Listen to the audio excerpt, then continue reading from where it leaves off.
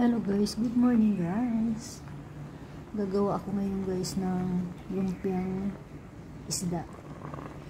Ayan, 4 na perasong galunggong. Nilaga ko lang guys. At nilagyan ko ng konting asin. Ayan, laga lang. Hanggang sa maluto siya guys.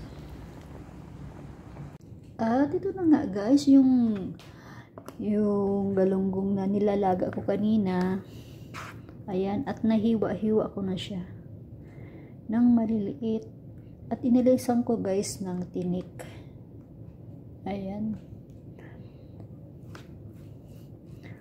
lalagyan natin ng konting asin at saka paminta, parang lumpia guys.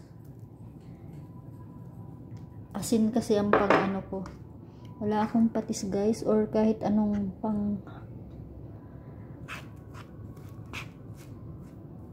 timpla. At naghiwa na din ako ng bawang sibuyas at saka carrots guys. Ayan, dinamihan ko talaga yan guys.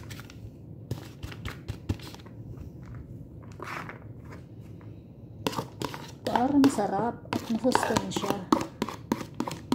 Lumpiang isda. Ayan guys.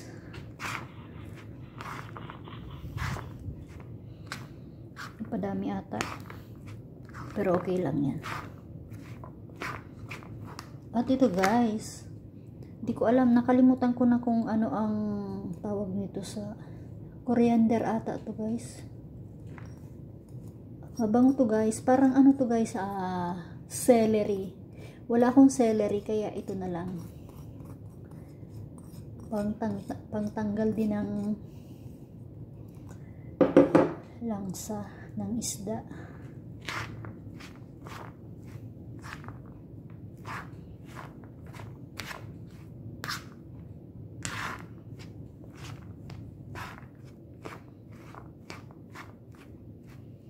At lalagyan natin ng egg.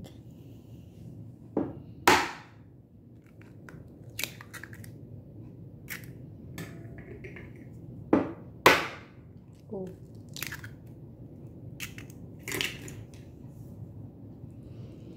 Ayan, ganyan lang yan guys. Tapos pag nahalo na natin ng maayos, ibalot sa wrapper. Ang dami guys oh. Pwede nyo tong pang handa sa Pasko kung gusto nyong healthy. Ayan, halo-halo lang natin guys.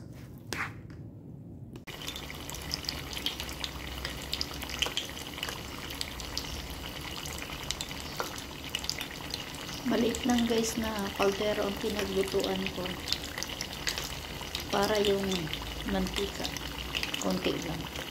Olive oil kasi yan guys, mahal.